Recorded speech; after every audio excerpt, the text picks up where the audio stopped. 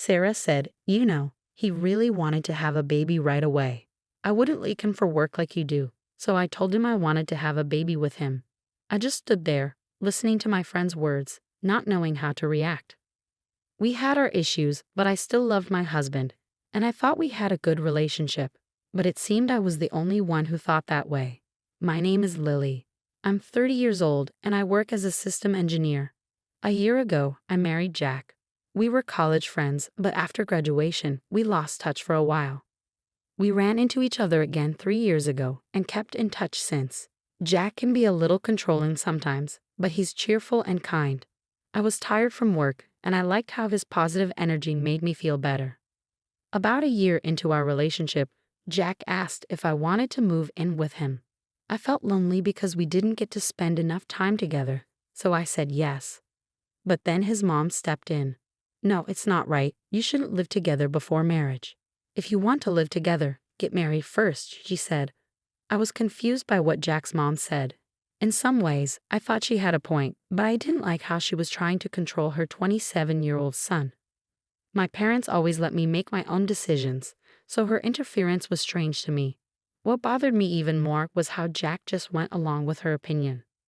Well, how about we get married then? After talking it over, I learned that many people think like his mom.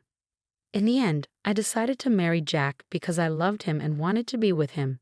But that didn't solve everything. His mom continued to get involved in our new home. It should be near Jack's work. It should be close to my house. She even wanted us to buy a house. I couldn't take it anymore, so I decided to talk to her directly. Jack and I will handle the house decision ourselves. I'm saying this because I care about your future, I know I appreciate that, but we want to make our own choices. She laughed at my words, almost as if she thought she was better than me.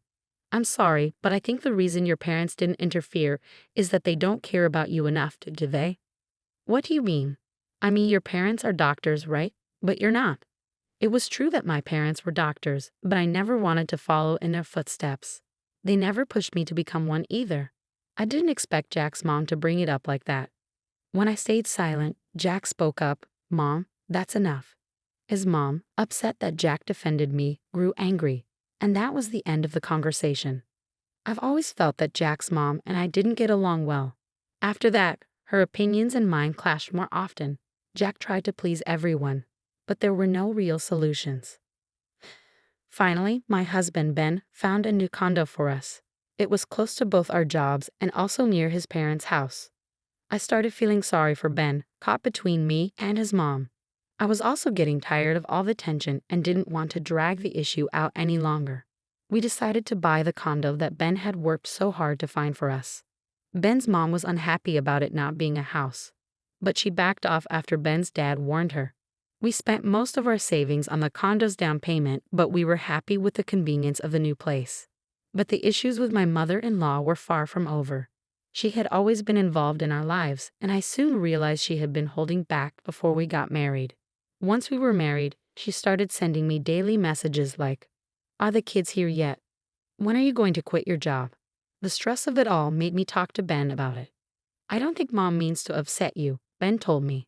That's when I realized Ben wasn't much help when it came to dealing with his mom. I told his mom that we would decide about kids on our own and that I wasn't planning to quit my job. She cried to Ben, saying, "I'm just trying to help her, but she doesn't listen to me at all." Lily must have always hated me. She's paranoid. Ben didn't fully believe his mom, but he said, "Mom's sensitive, so please be gentle with her." I realized he didn't truly understand his own mom. How could she be sensitive when she was so pushy? I got fed up and decided to stop dealing with her. Whenever she tried to talk to me, I would say, "Please ask Ben." But I knew I couldn't live like this forever. Then my boss told me about a job opportunity overseas. I really wanted to go, so I begged Ben to let me. At first he was hesitant, but I kept trying to convince him. "Honey, I'll work on improving my relationship with your mom when I get back." Eventually, I convinced him, even though it was only for a year. I was thrilled about the opportunity. 6 months later, my job was going well, and I was really enjoying it. Then, I got an unexpected phone call. "It's been a while, Lily. Remember me?" "Vicky." "Of course, it's been so long." "What's up?" It was Vicky from college. I hadn't heard from her since graduation. I was happy to hear from an old friend, but I wondered why she was calling me. I'm dating Ben. What? Ben said he was going to divorce you.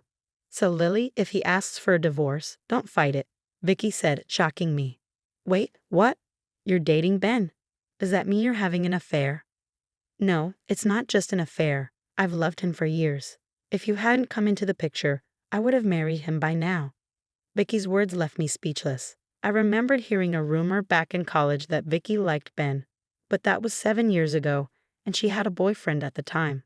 I had completely forgotten about it. Vicky went on, upset.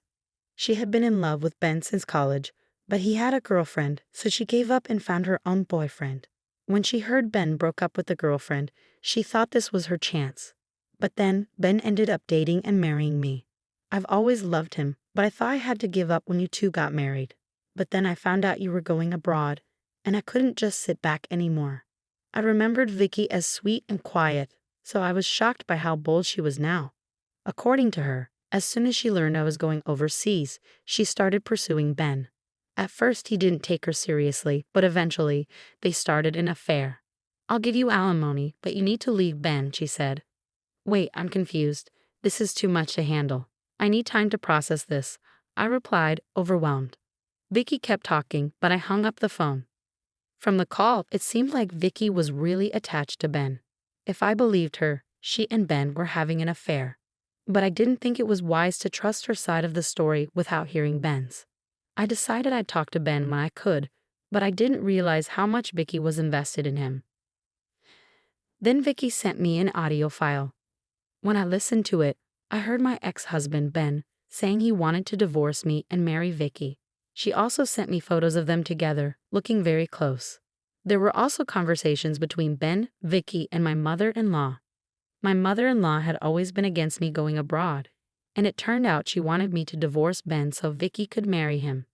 The conversation was full of nasty comments about me, and I knew then that I had no choice but to divorce Ben.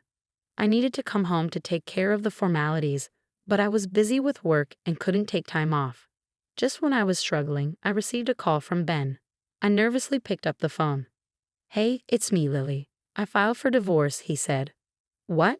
And I'm taking the house. You can stay there and work. Even if you come back, you won't have a place to stay. I was shocked by what he said. What do you mean you filed for divorce? Isn't that ridiculous? At first, I was shocked, but then I felt a sense of relief. With Ben taking this step, I wouldn't get any more pictures or audio from Vicky. The constant evidence of their affair had been weighing on me, and now I thought I wouldn't have to deal with it anymore. It made me feel lighter. Okay, I understand. Ben didn't expect me to be so calm and happy about it. Are you sure about this? We're getting a divorce. Yes, I'm sure.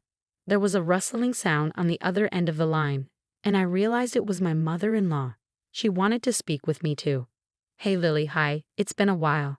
As you probably heard from Ben, we're in the process of getting divorced, and there's no home for you to come back to.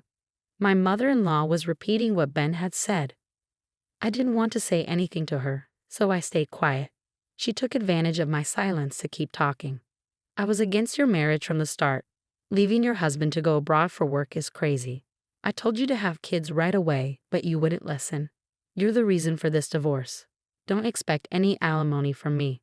There were so many things I wanted to say to her, but I knew she wouldn't listen. I was getting frustrated just hearing her voice. Then it hit me. I was no longer married to Ben, so this woman was a stranger to me now. I didn't have to listen to her anymore. I didn't have to put up with her constant interference because she was my husband's mother.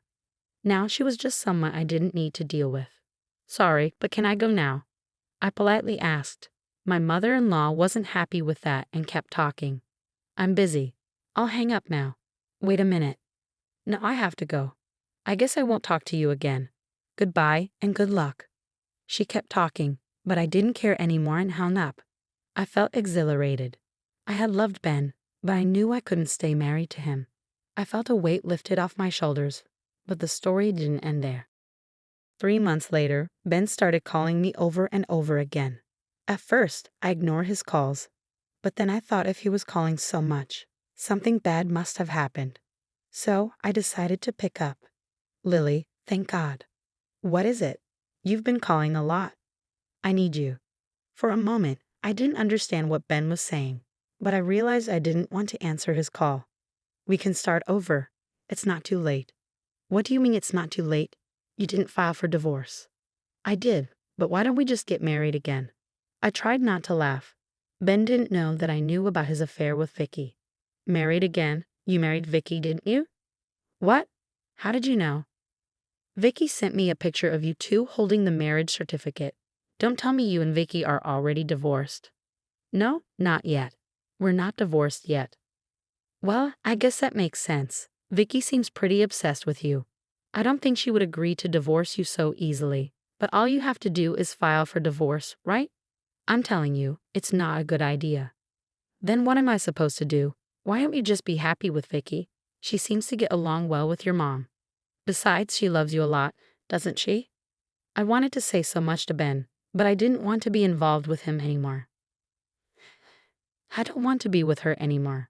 That's impossible. Vicky tricked me. Tricked you? What do you mean? I asked my ex-husband Ben, unsure of what he meant. He thought he could get a lot of money by marrying Vicky. I had a pretty good idea about the money. Vicky told me how much money she had saved to be with me, but after we got married, she claimed she didn't have it anymore because she spent it on marrying me. Yeah, that's alimony for me. Ben didn't understand, so I explained it to him. Vicky prepared a big alimony payment for me. What? Why would she do that? So I wouldn't try to get you back. She loves you that much. I'm so glad she loves you so much. Yes. The truth was, from the first time Vicky contacted me, she promised she would pay me alimony if I divorced Ben. I didn't believe her at first, but then she contacted me after finding out about the divorce and wanted to pay me alimony. I gave her my bank details and she sent me $60,000. I was shocked, so I called Vicky and she told me, "Take the money, but stay away from Ben forever." I tried to contact her again, but her answer was always the same. I was confused, so I asked a friend for advice. If she's offering you money, just take it. You haven't even divided the property yet, right? That was true, so I decided to take it. I could have asked for a share of the property and extra money for the affair, but $60,000 from her was a lot. It was best not to tell Ben about it. That didn't feel right. Give me back my money. It's not your money. It's Vicky's money. If she wants it back, I'll give her back more than what she paid. Really, you will. Then I heard Vicky's voice behind Ben. Ben. He quickly hung up the phone, and I never heard from him again. Later, one of my college friends told me that Vicky was very controlling and had deleted my contact info from Ben's phone. When she found out about the alimony, she got angry and asked if he was just after money. Vicky also got jealous of my ex-mother-in-law. They had a good relationship before the marriage, but now they didn't get along. Ben seems mentally trapped by Vicky's controlling behavior. My mother-in-law thought she had found the perfect wife for Ben, but she was wrong. Now she can't even talk to her son. It's sad to hear about it. If I hadn't gone abroad, it might have been worse. Every day, I'm thankful that I left. Recently, I was offered to extend my overseas assignment from 1 year to 3 years. Of course, I said yes. I'm living a fulfilling life, focusing on my work. Thanks for watching till the end. Please subscribe if you liked the video. See you next time.